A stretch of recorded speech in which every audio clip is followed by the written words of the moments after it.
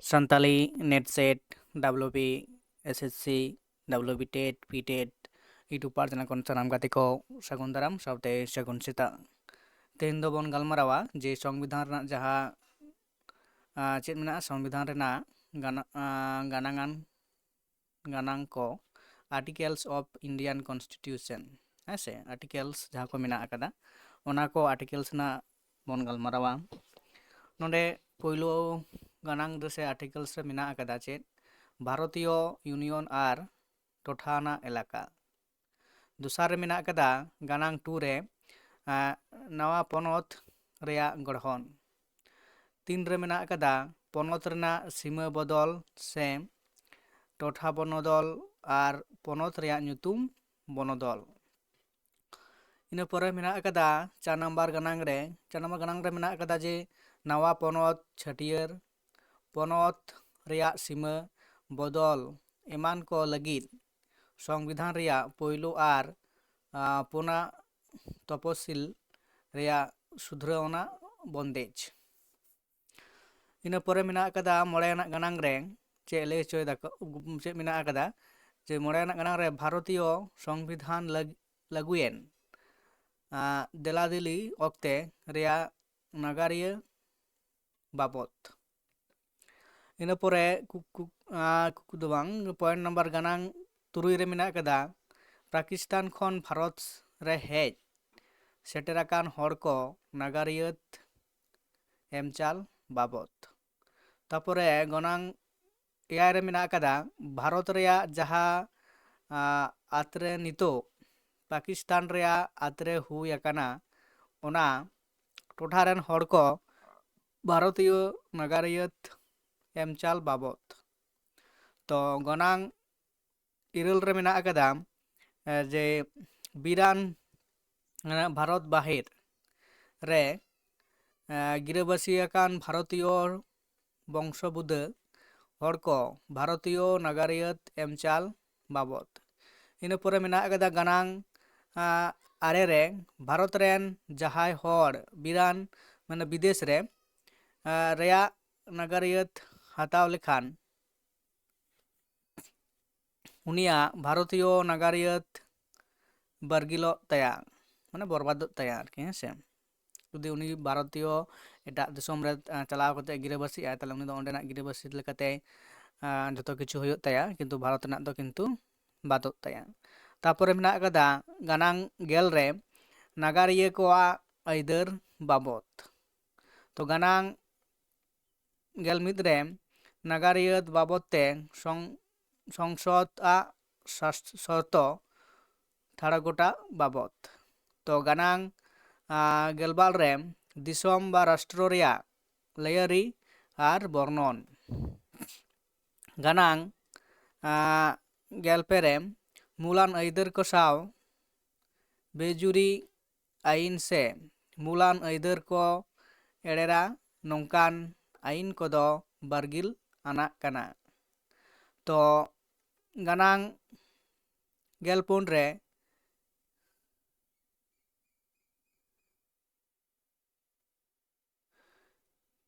equality before law দারাই তে main হুᱭ ᱟᱠᱟᱱᱟ ᱟᱹᱭᱤᱱ ᱨᱮᱭᱟᱜ ᱢᱮᱫᱛᱮ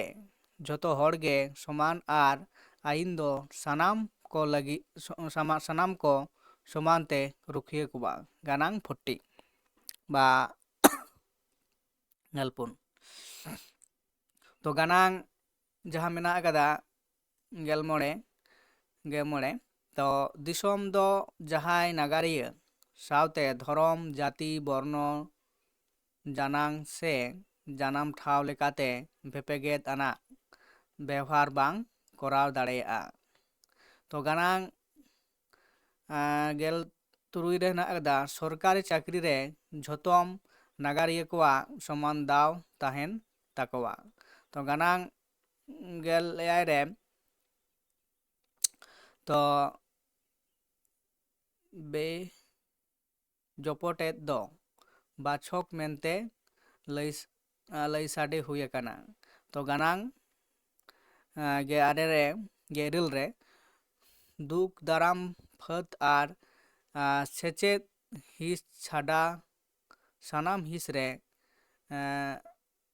मान पाटा आतांग आर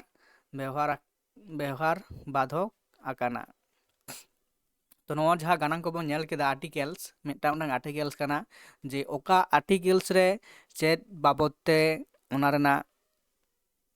माने चेद लैया ओना इदी कते ऑल मेना कदा बस चेद लैया जस्ती कायते से बिसनेवाना नवा गानांग को इदी कते गालमाराव मेना नोडे जहाँ शॉर्ट तेबन बाडाय दाड़ेयाग कना जे नवा दो नवा गाना आर्टिकल रेदो नवा इदी कते गालमाराव से नवा इदी कते विषय वस्तु नवा आर्टिकल रे मेना कदा जस्ती कायते ओना दो किन्तु शॉर्ट तेबन मारांग दा गालांग दो मेन दो गानांगान दो मेन दो आर्टिकल्स इंडियन कॉन्स्टिट्यूशन जहाँ आर्टिकल्स को मेना कदा नवा आर्टिकल्स रेदो चेद इदी कते बाडाय ᱧᱟᱢᱚᱜᱼᱟ नवा आर्टिकल्स दो चेद इदी कते माने आइदर कॉल मेना कदा हेसे जे नियम कानून को लेकाते नवा से ओना रेना जहाँ बेनिफिट को हताव दाड़ेयागा आदो ओना टानांग गानांगान से आर्टिकल्स ओना कोदो मेना कदा आदो होयतो जुदि आबो बुदुम नेला जे होय गानांग तना पन तो नवा पोनत छटियर पोनत रेया सीमा बदल एमान को लगित संविधान रेना पोयलो आर पुनना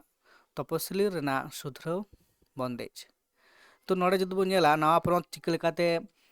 छटियरवा ओना रेना नियम कतगुलो क्राइटेरिया को मेना कदा ओना को क्राइटेरिया को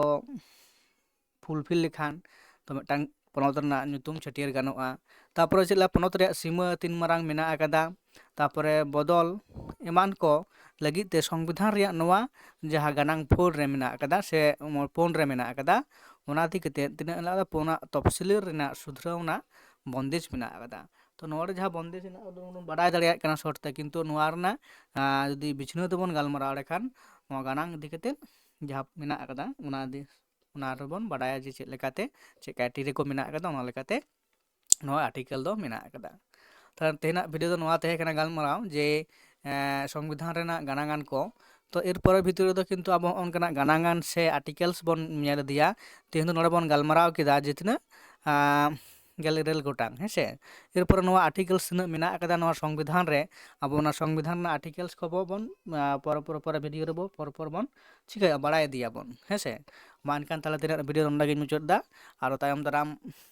आर्टिकल्स को आतेद गी तेन बन गालमाराव मा एनखान सानाम को